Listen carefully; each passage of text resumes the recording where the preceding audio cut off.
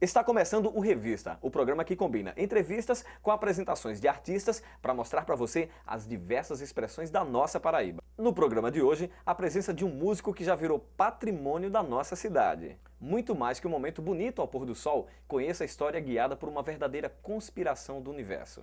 Está começando o Revista na nossa TV João Pessoa.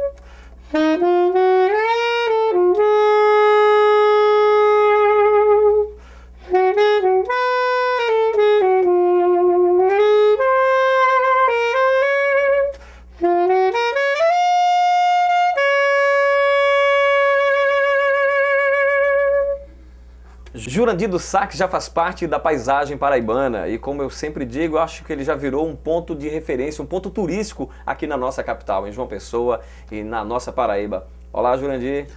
Olá, Alex. É um prazer enorme recebê-lo aqui conosco, mostrando a sua arte, mostrando o seu instrumento e tocando pra gente. É claro que a gente sempre gosta de ouvir músicas agradáveis e pessoas agradáveis, companhias agradáveis como você. O prazer é meu, é muito bom estar aqui. É muito bom quando a gente consegue os espaços para estar levando aos paraibanos e ao mundo em geral, né, o que a gente faz aqui em termos de turismo, em termos de cultura, em termos de música. Então, antes que tudo, eu até te agradeço esse espaço, porque é muito bom. E aproveito para parabenizar. Eu tenho assistido a TV João Pessoa, e tenho visto o que está sendo feito em prol da terra, realmente. Hoje eu tenho visto entrevista com pessoas ligadas à cultura e até a outros tipos de atividades que eu não conhecia, não sabia que existia tal movimento ou tal grupo aqui em João Pessoa. E isso está sendo muito importante porque está mostrando a nós paraibanos o que nós temos aqui de valor. Isso é muito bom e a gente fala que a gente na TV João Pessoa mostra 24 horas de Paraíba para todo mundo ver, né? Para os paraibanos verem, para todo mundo assistir. Fala pra gente como é que surgiu a música na sua vida. Olha, a música, eu costumo dizer que a música sempre esteve presente na minha vida, né? Eu sou filho de um poeta popular, né?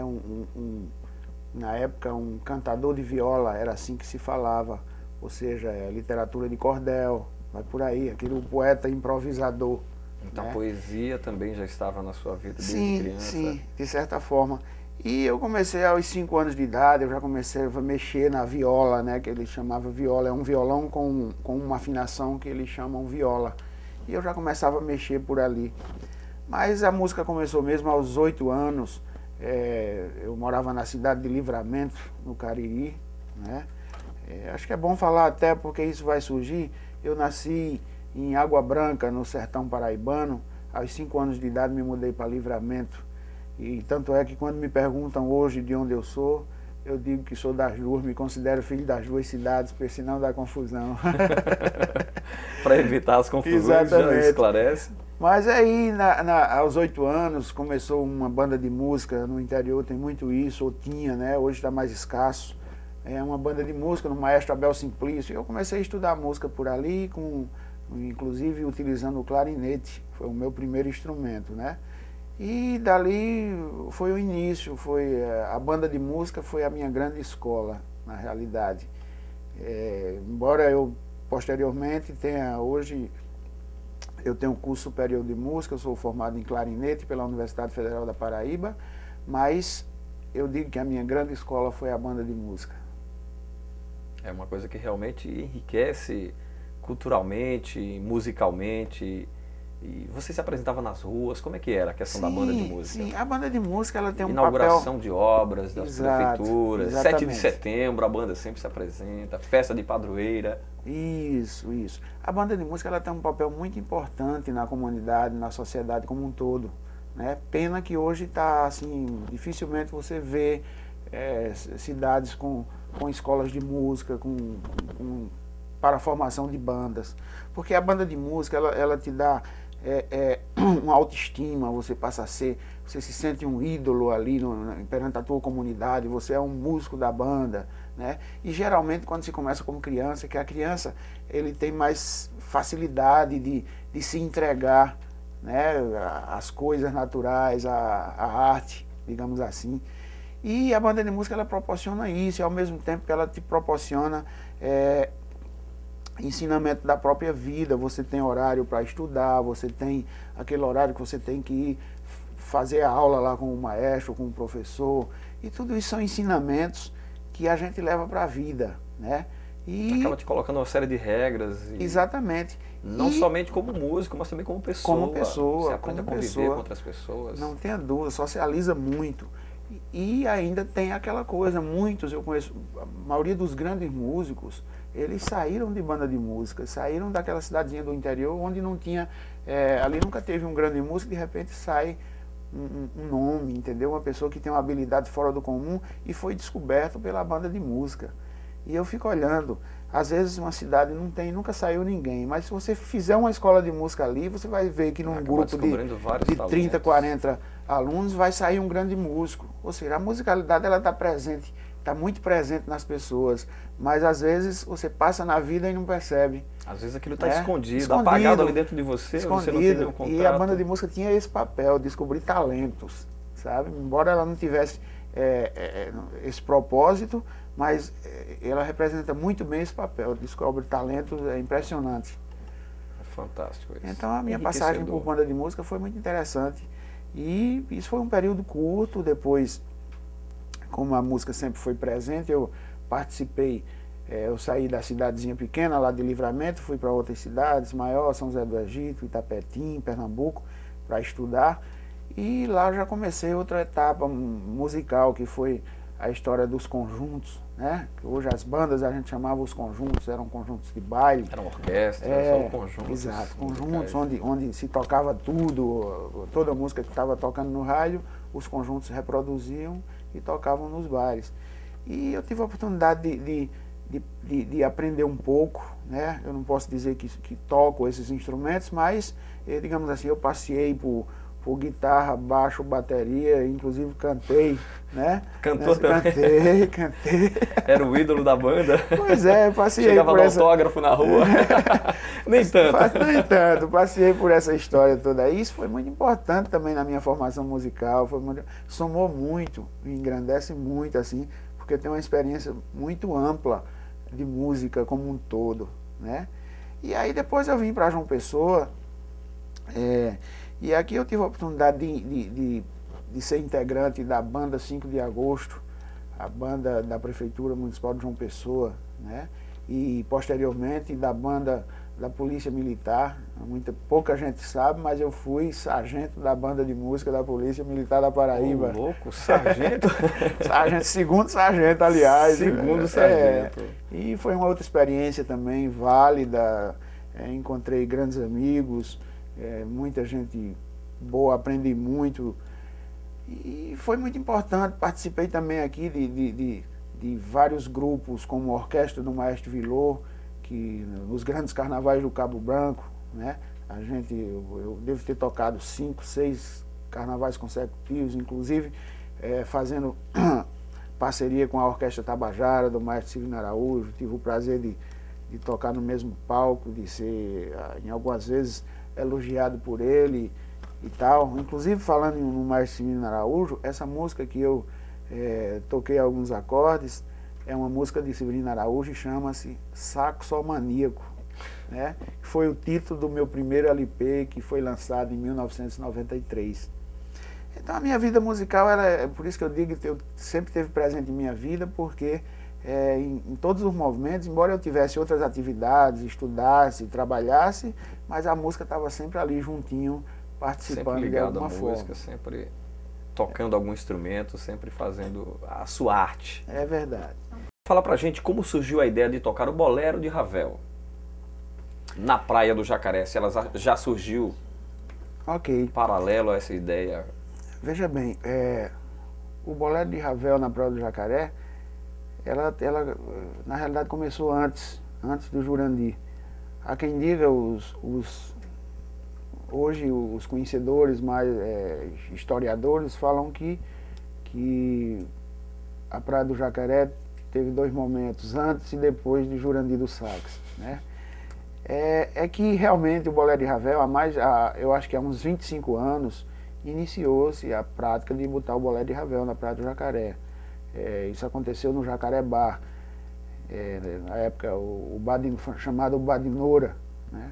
Então, certa vez, ela reunida com um grupo de amigos, foram escutar a trilha sonora do filme Retratos da Vida, que contém o Bolero de Ravel, e coincidiu que o Bolero tocou na hora que estava o sol caindo, né? Aí isso se repetiu algumas vezes, outras vezes, e quando não botava, bota aquela música e tal, e a coisa foi criando Era uma um trilha sonora vínculo. Foi criando um vínculo. Comigo aconteceu assim, em 93, eu gravei como eu falei anteriormente, um LP ainda, né? E tive a ideia de fazer quando a gente grava um disco, sempre tem uma festa de lançamento aqui, outra ali e tal, e fazer algumas coisas para divulgar, para mostrar o trabalho. E eu fui fazer o lançamento do disco na Praia do Jacaré, no Badinora, e em momentos do pôr do sol, né? E foi aí que a primeira vez eu toquei o Bolero, que não tinha nada a ver com o meu disco, e que depois passou assim, eu fiquei pensando, mas por que é que eu fui fazer o lançamento do meu disco, aí eu chego lá e vou tocar o Bolero de Ravel. Né? Isso no momento eu não entendi bem por quê, mas passou. Mas na realidade a coisa começou comigo em 99, por aí, 98, 99, eu fui ver pôr do sol algumas vezes, e numa delas me deu uma imensa vontade de tocar. E aí já não era mais assim de tocar porque precisava alguém me ver, ou porque eu estava fazendo um trabalho, ou porque eu queria mostrar um trabalho. Foi uma coisa de sentimento, foi uma vontade que surgiu, aquela vendo coisa o pôr do sol, mesmo, tá? A imagem olha, bonita do sol se pondo. Exato. E como músico você sentiu falta da trilha sonora. Com certeza. E aí eu não tinha o sax ali naquele momento, tal, mas eu fiquei comigo, eu digo, eu vou vir aqui tocar o bolero e tal. E fiz isso algumas vezes, sozinho, na beira do rio, na estradinha que tinha, acho que você lembra disso, antes de ter o que tem hoje lá, as lojinhas, aquela praça, aquela coisa, não tinha nada daquilo, era uma estradinha de terra bem estreitinha na beira do rio que ia dar lá como final no Jacarebá, né? E naquele trajeto ali, algumas vezes eu parei ali sozinho e toquei o bolero, né? Sem espectador, às vezes alguém passava assim, ficava olhando para mim meio... Quem é esse louco? Assim, com um olhar meio esquisito, mas aquilo me dava um prazer imenso, sabe? Assim, era um preenchimento, uma coisa assim muito de alegria, muito difícil até de explicar. Até que a coisa foi ficando mais forte, mais presente, e eu comecei a fazer no Jacarebá, né? Eu passei eu arrendei o bar de Noura e passei a tocar no dia que me dava vontade, não era ainda não era fazendo espetáculo, não era para que o povo fosse lá, não era. Era aquela coisa, me dava vontade, eu sentava ali num banquinho, do jeito que eu estava, sem intenção nenhuma de fazer espetáculo, pegava inclusive o clarinete, comecei fazendo isso no clarinete, e tocava ali o bolero, caladinho. Só que nessa época o bar, durante a semana, quase não dava ninguém. Muitas vezes tinha um casal, muitas vezes tinha 2 ou 3 casais, geralmente eram casais que iam lá para ver o pôr do sol, realmente muito ligado ao sentimento, à emoção, né? E começou, as pessoas às vezes chegavam lá e um casal assim, mas você não vai tocar hoje? Começou a vir a cobrança. Tá bom, eu vou tocar. Eu precisava tocar. E a coisa foi ficando mais forte dentro de mim mesmo, e a cobrança, e foi aumentando o número de gente a procurar, né? Que eu fui passando dentro de... Depois que eu comecei a fazer isso, que já foi no início de 2000, eu acho que 2, 3 meses depois, eu já estava tocando todo dia, porque no dia que eu não estava com vontade, chegava alguém e me pedia. E eu passei a fazer todo dia, e a coisa foi aumentando, e começou a vir mais gente, alguém, tem um cara tocando bolero lá no pôr do sol, e começou a chegar gente, né? Mas, então foi assim, foi uma coisa que aconteceu naturalmente na minha vida, foi uma coisa que eu não planejei. Ainda hoje, tudo que acontece em termos da apresentação, nada é planejado. Nada foi planejado. Não. Tudo veio acontecendo. Vem acontecendo, é uma coisa assim, sem direção, digamos assim, sem direção. O universo conspirou para que isso acontecesse. Exato. E ainda hoje eu vejo dessa forma. Anos depois, eu comecei a me questionar o porquê de tudo aquilo, né? Por que eu fui parar ali, por que é que eu comecei a fazer aquilo, por que é que hoje estou fazendo de aquilo. tocar o bolero de Ravel. E por que é que hoje as pessoas me perguntam, mas como é que você, esse tempo todo dia você toca ali, não se cansa, não... E eu comecei a me questionar por quê, o porquê também de tudo isso, né? E às vezes eu desisto do questionamento, mas porque eu também já tenho um pouco de compreensão sobre a coisa. Eu acho que, no fundo, aquilo ali para mim hoje é uma missão. É uma missão, e aquela vontade que eu sentia anteriormente, que me levou até a Praia do Jacaré, eu vejo como foi um chamado. Você acabou virando meio que embaixador do turismo aqui na Paraíba. Pois Realmente. Aconteceu também esse lado, não é?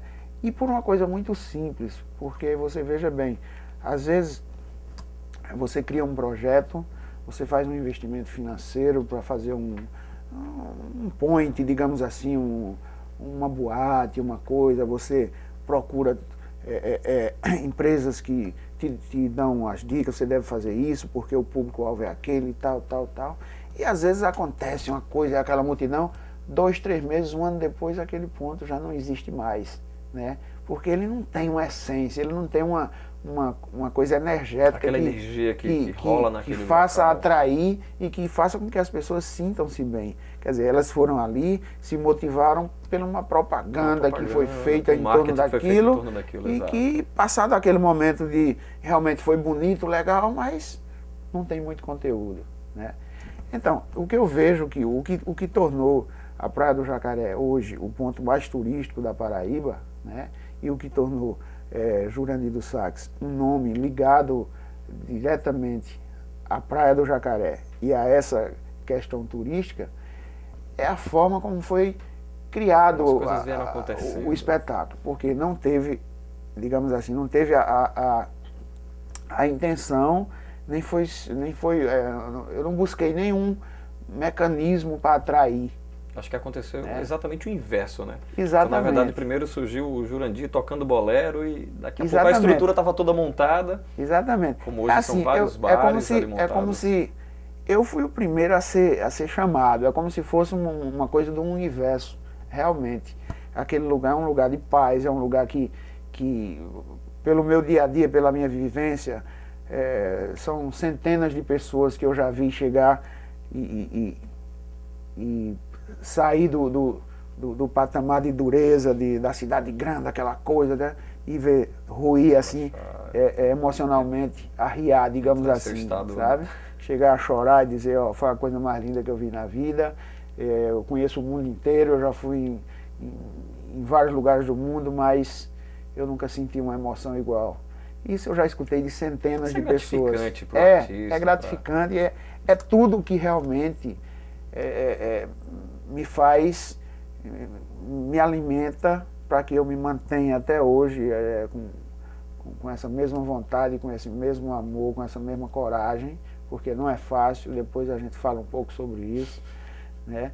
Mas isso realmente é o retorno, o que move, e é a energia que faz com que Jurandir do Sax se mantenha ali firme no seu propósito e na sua missão. Além do bolero de Ravel, tem um fato interessante que vem acontecendo ultimamente. Não sei, você vai me dizer agora há quanto tempo que isso vem acontecendo. Você também vem tocando a Ave Maria às 18 horas. Conta pra gente como foi essa história da Ave Maria. Olha, essa história da Ave Maria, na realidade, ela começou com o músico Paulo Barreto, o Barretinho do violino, ele tocando num outro restaurante. Ele começou a tocar Ave Maria às 6 horas. E em algum momento também a gente chegou a tocar juntos no mesmo restaurante. E quando eu saí desse restaurante, fui para um outro local, tal, não sei o que, o pessoal começou a me pedir para tocar também a Ave Maria. E aí já passou a incorporar. É um momento também muito bonito, né? Um momento fantástico. Que emociona as pessoas emociona, também. Sim, com certeza. Porque mexe na espiritualidade, né? Porque embora não tenha, a gente faz, pelo menos eu toco a Ave Maria, eu não com uma conotação religiosa, mas queira ou não queira, seja você de qual religião ou não tem religião, mas a Ave Maria é um referencial. Sempre tem aquele peso. É um referencial de uma música que mexe em algum ponto, não é? Nos remete a algum ponto da vida onde você sentiu aquilo de uma forma, toca no espiritual, né? Então é uma coisa que a gente faz já também há algum tempo, toca a Ave Maria e proporciona também um momento de paz, de alegria. Muita emoção também. Eu acredito emoção que aos turistas. Vem se incorporando a história da Ave Maria também, ali no Jacaré, como um ponto turístico também. Não só o bolero de Ravel, mas também a Ave Maria. É um ponto verdade. Muito importante. Jurandir, em 2005 você recebeu uma homenagem do prefeito francês da cidade do compositor Maurice Ravel. Fala pra gente como foi essa homenagem. Pois foi em janeiro de 2005. Eu tive, inclusive, foi uma grata surpresa. Me procuraram de um órgão da imprensa, né, ligaram para mim, dizendo que tinha um casal aqui na Paraíba, em um hotel da cidade, me procurando, sabendo onde poderia me encontrar, pois eles traziam uma carta do prefeito da cidade de Levallois-Perret, né, é a cidade onde viveu e morreu o compositor Maurice Ravel. E através desse órgão de imprensa, eu fui localizado e me encontrei com eles, e eles me entregaram uma comenda, uma carta de agradecimento por divulgar a música francesa e, em especial, o compositor nativo daquela cidade, né? E eles foram lá no Jacaré no final da tarde, me entregaram solenemente, isso está registrado na imprensa.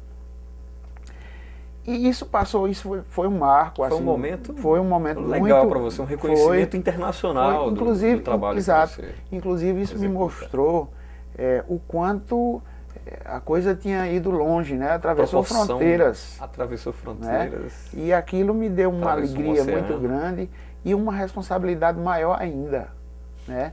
Em saber que uma coisa que surgiu tão naturalmente teve essa força tão grande de atravessar o continente. Chegar né? E eu recebi essa homenagem e aquilo já me despertou uma outra, que não existia, uma outra vontade de ir até aquela cidade, né? De saber mais sobre o compositor Maurice Ravel e de conhecer as raízes, né? E eu fiz uma carta agradecendo a homenagem e dizendo da minha vontade de um dia conhecer as raízes do compositor e de visitar aquela cidade. E você acabou, em 2005 ainda, você acabou indo a Paris. Isso, aí por coincidência, o 2005 foi o ano do Brasil na França, né? A França todo ano elege um país para homenagear e fazer intercâmbio cultural. E eu fui convidado para participar, né, como artista brasileiro das comemorações do Ano do Brasil na França e, ao mesmo tempo, ir ver de perto aquilo que eu almejava, que era conhecer as raízes do compositor Maurice Ravel. E eu confesso a você que eu acho que foi o momento mais importante da minha vida não só artística, mas pessoal. eu cheguei em Paris. Levallois é uma cidade da Grande Paris, tá interligada. E eu cheguei em Paris e na primeira noite eu me deparei logo com uma torre, que era outro sonho, né? Inclusive, anteriormente foi escrita uma matéria onde se falava a velha dama de Paris, comparando a Torre Eiffel, a velha dama de Paris, e do sonho de Julian de Lussac em conhecê-la. E eu tive na praça, o nome em francês eu não lembro, mas a Praça dos Artistas. Aliás, a Ponte dos Artistas. E foi o meu primeiro contato com a torre. E lá eu toquei o bolero à noite, de frente para a torre, com lua e com muita gente que eu não conhecia e que só eu e um guia, que também era um cinegrafista que estava comigo, e que foi uma coisa maravilhosa, uma recepção, assim, uma aceitação, uma receptividade, lá no local. Exatamente. E eu passei a noite na rua tocando e curtindo, e as pessoas me pedindo música brasileira, e a gente foi um negócio muito interessante. E eu fui visitar as raízes de Maurice Ravel, onde eu fui. Eu fui na casa onde ele viveu, né, que não existia mais a casa, mas um prédio construído, mas estava lá a plaquinha. E eu confesso a você que eu fiquei, em um determinado momento, eu fiquei em pé, de frente a uma rua estreita, que, como se fosse a saída da casa, tinha uma rua um pouco longa, estreita. E eu fiquei ali, e por um momento eu sentia minhas pernas viajando tremerem. Do tempo. É como se eu estivesse acessando a emoções vividas por ele ali naquele momento, naquele lugar. Entende? Uma coisa assim muito forte, eu me senti tremer. Fui no conservatório de música, tem um conservatório de música como o nome dele, muito organizado, por sinal, onde tem não só música, mas artes como um todo. Tem um teatro e funciona como uma orquestra de câmara, funciona todo em total atividade, né? Muito bonito o conservatório de música, estive lá, toquei no palco, naquele lugar. Mas o que culminou, realmente, toquei no Rio Sena, num barco como eu faço aqui no Jacaré, só que num barco grande, onde os turistas estavam cheios de turistas dentro do barco. Né? E foi uma coisa também, uma receptividade muito interessante, porque a princípio eu não podia fazer isso, era proibido. Lá em Paris tudo é proibido, eu não podia tocar na rua, eu não podia tirar fotografia, eu não podia filmar, não podia fazer nada. E eu fiz tudo e assim, sem autorização, entre aspas, porque eu começava a fazer e de repente todo mundo achava legal aquilo e ninguém reclamou, e ninguém falou nada. Para ver você executando. Quando fomos contactar para eu fazer o passeio no barco, a primeira coisa era, olha, não pode tocar, não pode filmar. Tudo bem. Toquei 50 minutos de bolero fazendo o passeio e foi assim, muito interessante, porque a maioria das pessoas ali eram não só franceses, mas turistas. Foi no verão, em Paris, a cidade estava cheia de turistas. Então, pessoas do mundo inteiro ali, que não conheciam, não sabiam da história, mas que paravam, que tiravam fotografia de mim e que você sentia no semblante, nos olhares, a aceitação, né? Aquela coisa assim... A emoção das pessoas também, talvez uma emoção parecida com a que a gente vê aqui quando você toca no Jacaré. E depois toquei o pôr do sol numa peniche no Rio Sena, depois toquei o pôr do sol na torre, né, no lugar onde foi filmado as cenas do filme Retratos da Vida, onde o dançarino, o bailarino fez aquela performance.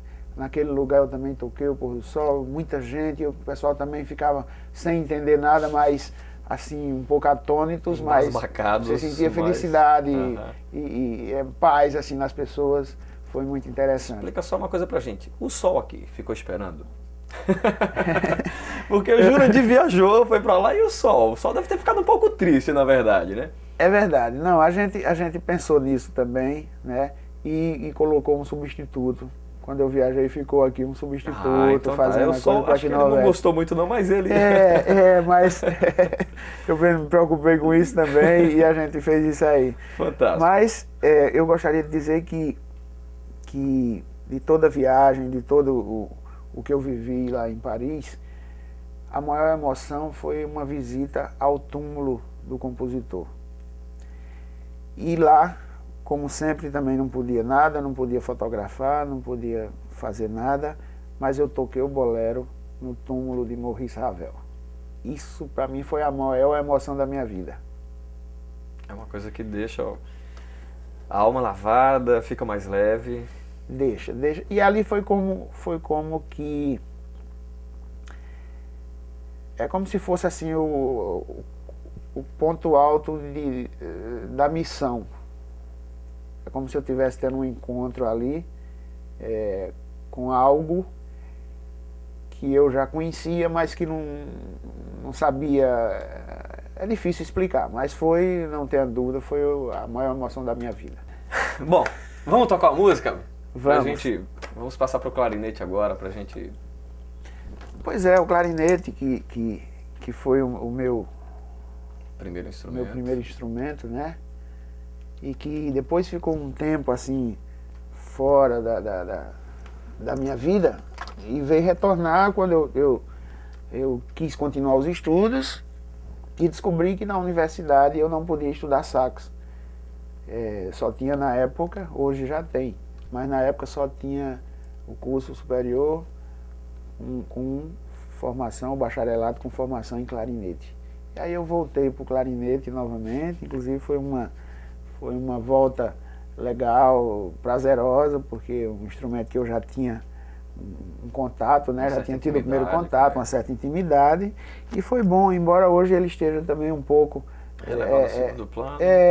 Porque o sax entrou depois forte demais, principalmente com a história do bolero. Até o nome Jurandir do sax, então, não é Jurandir dos metais ou do clarinete. Mas aí ele está aí, é um instrumento maravilhoso, de uma sonoridade muito bonita, muito profunda, né? Hoje anda meio esquisito, meio esquecido nos meios de comunicação, nos meios, digamos assim, pelos compositores populares, se usa pouco o clarinete, mas ele é de uma sonoridade muito profunda, muito romântica, porque ele é um som muito belo.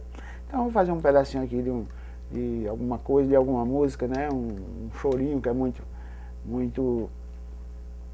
tem muito a ver com clarinete, foi uma época muito brilhante de clarinete enquanto popular, já que em erudição, não, o clarinete é um dos instrumentos que fazem parte da orquestra mesmo ali, firme. O sax entra raramente, mas clarinete, qualquer peça, geralmente se usa o clarinete, né? Vamos fazer aqui um pouquinho de alguma coisa aqui, acho que Pedacinho do Céu. Vamos lá.